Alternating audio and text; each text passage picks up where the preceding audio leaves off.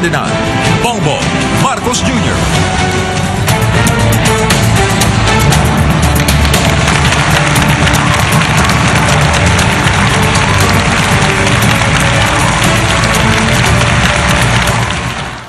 Magandang gabi po, Senator. Good evening, Rolex. Ang katanungan ko po ay tungkol sa power.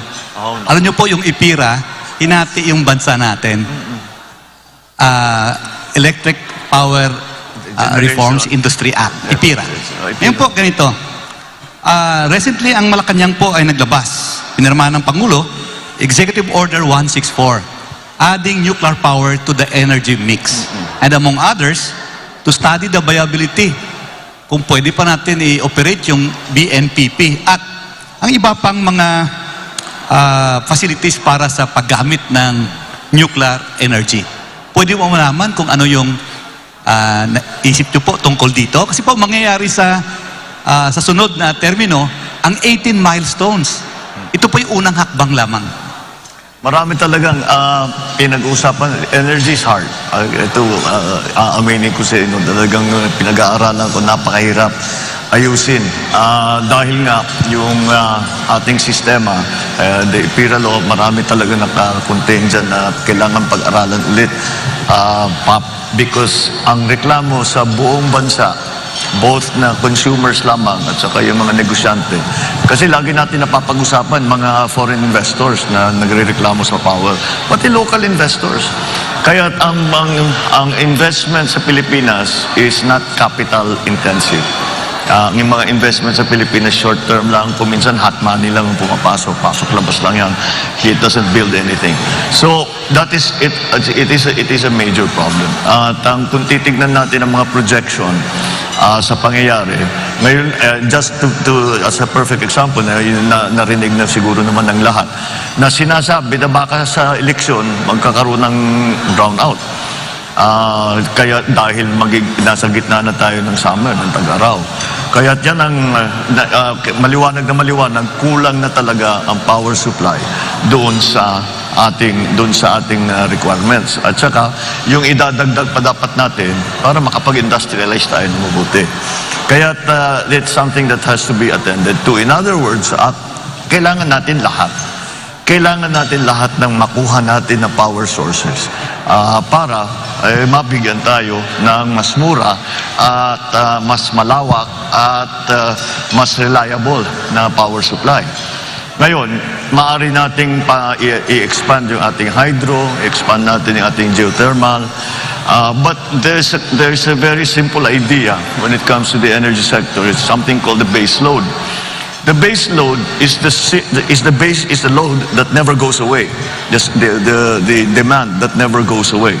Kahit gabi, kahit araw, ito na yung mga planta na nagpapatakbo. So that base load has to be satisfied. Kaya kung hindi umiihip ang hangin, paano yung wind power? Kung gabi, paano yung solar power? Kailangan pa rin ng traditional. Ngayon, doon tayo mamimili.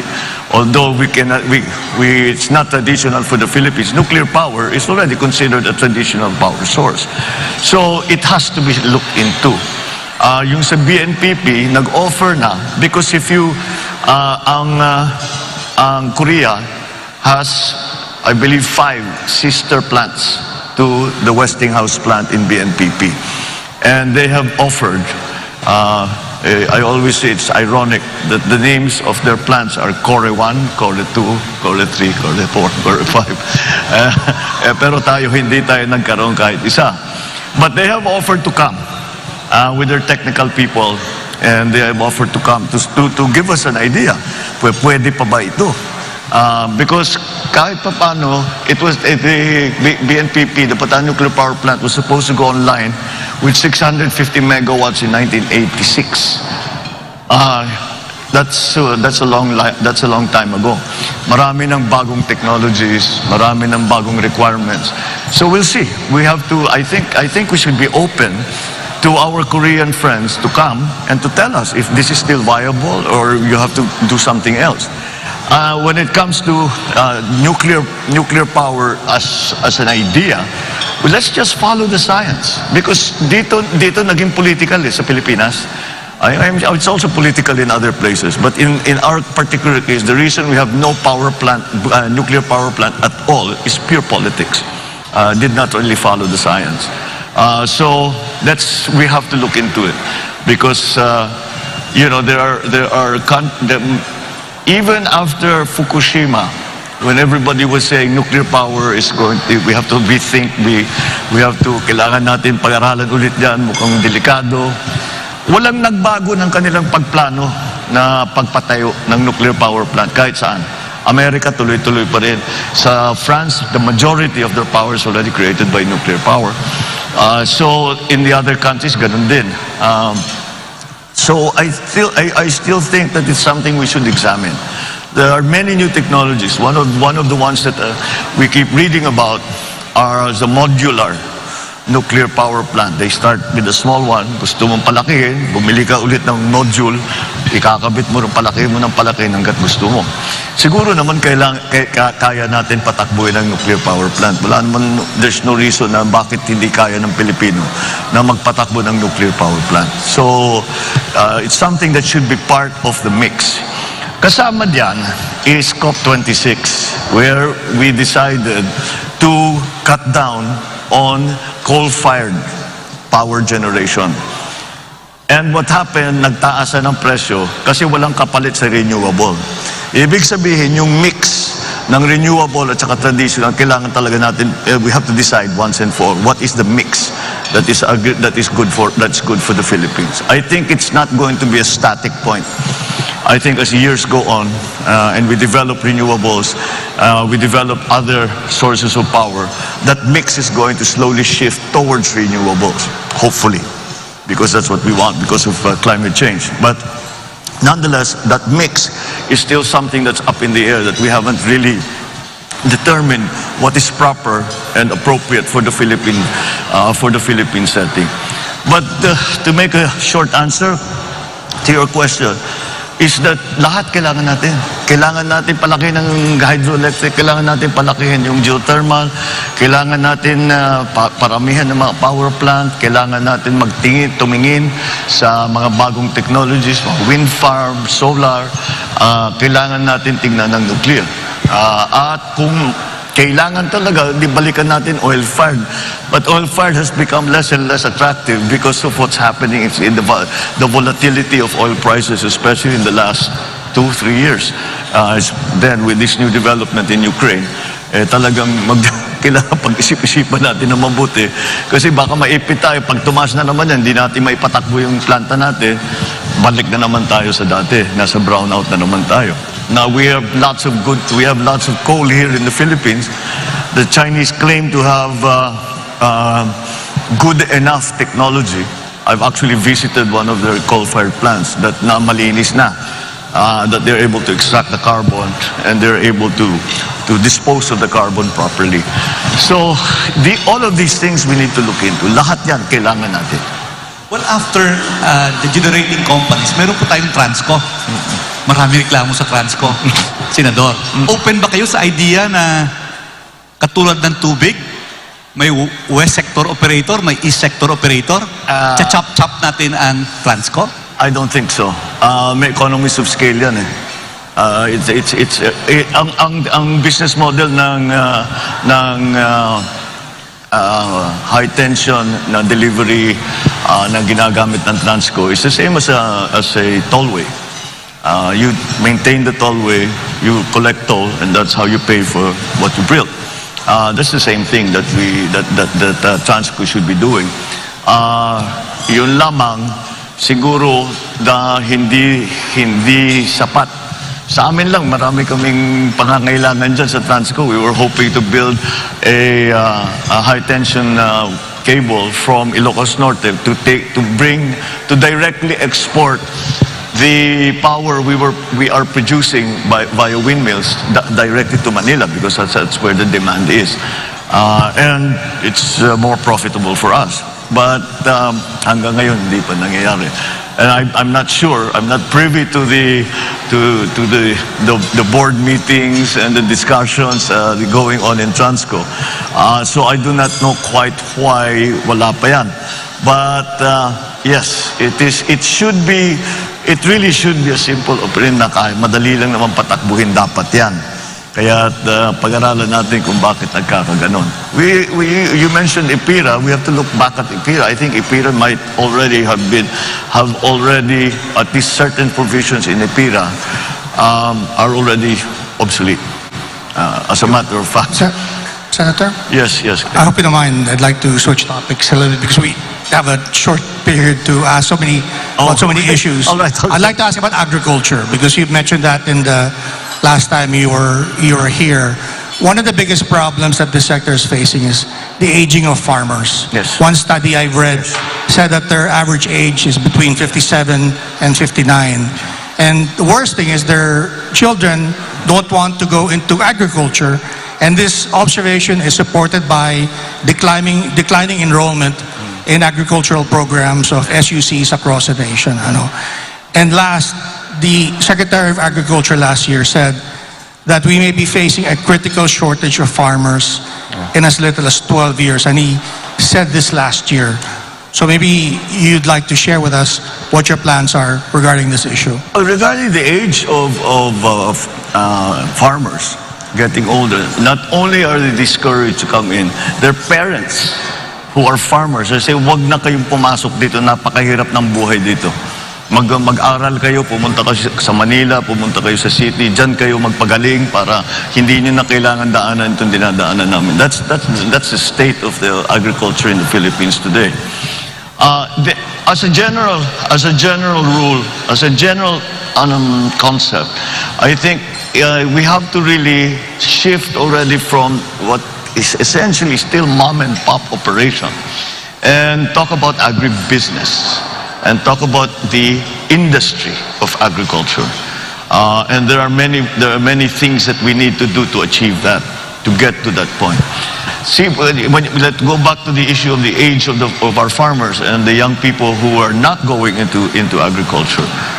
If it is an agribusiness, if it is not the traditional farming method that we are always going through, that we have been doing for the last millennia, but move into something that is more high-tech, then that will necessarily need for the entry into more technically minded agribusiness practitioners, and that will bring the age younger immediately. I know already for myself, young people in their 30s who have discovered some new technology or have come across a new thing. Bagay sa atin to, gawin natin. And they do, and they have brought all kinds of new techniques to farming, but it's not yet extensive because there are no encouragements coming from government in terms of tax breaks, in terms of I don't really believe in subsidies in that regard, but I still think that we can improve the attractiveness of the agricultural sector to younger people if we use the most modern, most interesting technology. And like the kids say, they can geek it out, right? They'll just pag-aralan nila na mabuti. That's a very interesting. It will become a very interesting line of work. Is there an important role for government to play? Because if you look at the public spending on agriculture in the Philippines, it's only about 1.7% of the national budget, far below what is being spent in other ASEAN countries. Yes, it's been that, and it has been that way for a long time. I think we have really neglected agriculture because we had a system set up where the entire value chain was attended to by government. And of course, the private sector practitioners come into the picture during the trading and in the market. But that was dismantled in 1986 and has not been a replacement for it. So we have to do it again. And if we look at the countries that we are competing with in terms of rice production, for example, they're Thailand and Vietnam, the obvious ones. Their cost of production is lower. The labor segment of their production cost is 1/2 of ours. And that's due to mechanization. We have not mechanized at all.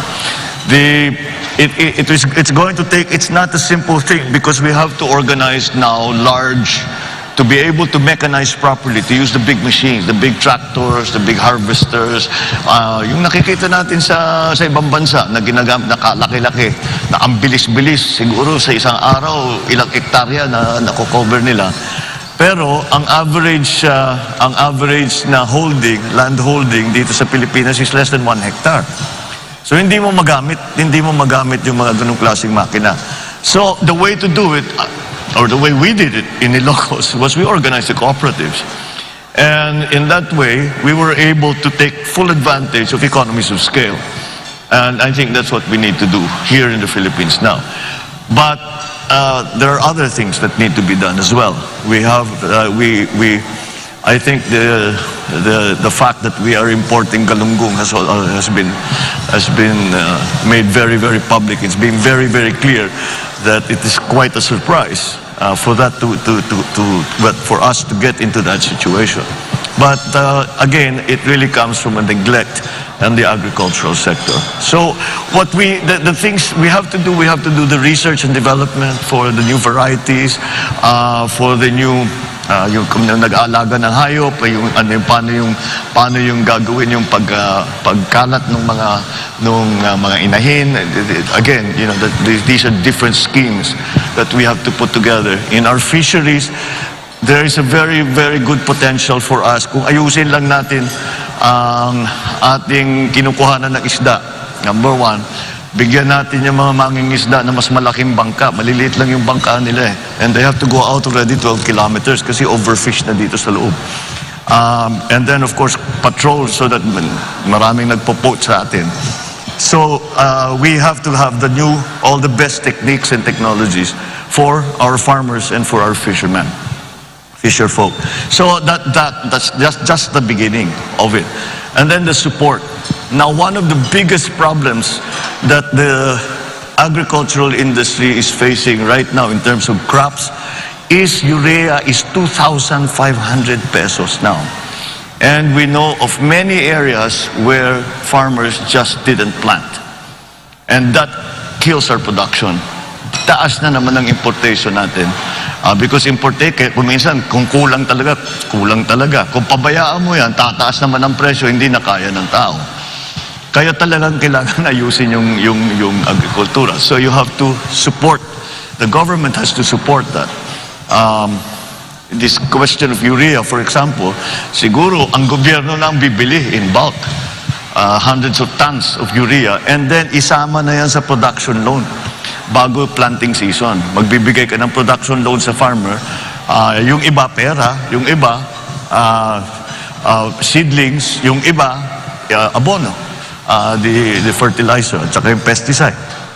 And then you could support them with new techniques, the techno demos, to teach them what are the new plants, what are the new techniques, how you can save water, how you can save on the other inputs, etc., etc. And then the processing. It should not really be allowed anymore.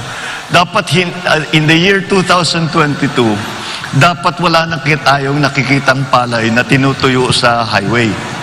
Dahil dapat meron na tayong binigay. Yan, si Rolex knows this well because sa local talagang yun ang problema eh. So, tapos yung mga milling, dapat talaga meron tayong milling na small scale, large scale, depending on what everyone. So the value stays with the farmer. Hindi pumupunta sa trader na may malaking milling na planta. I mean, there's nothing wrong with the traders. They have a part to play. But let's keep as much of the value added and give it back to the farmer. And then, if we are able to do that, gumanda ang ating production, mumura ang ating production cost, we can directly sell it. And the kadiwa is the example that we always use. We can sell it to the public at a lower price, assuming the government will not make a profit, because the government should not make a profit. So they should be able to sell these basic agricultural products for less.